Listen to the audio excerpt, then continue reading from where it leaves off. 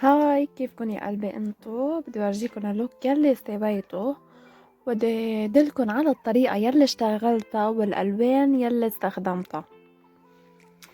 قبل ما تنسوا تقولولي إذا حبيتوا اللوك. بلشت بلون الزهر واستخدمت هيدي الفرشاة، وعم بدل اللون لفوق لحتى يعطي مثل سحبة للعين.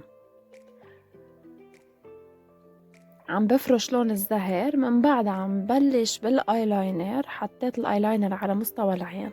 هلا بهذا الايلاينر نحن نرسم 3 خطوط. هذا الخط الثالث يلي رسمته.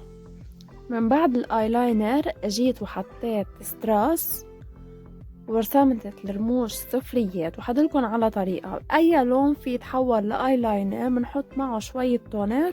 وهذا هو باللوك، ان شاء الله يكون يعجبكم. ما حدا ينسى يعمل لايك وشير وسبسكرايب. لاف يو كتير.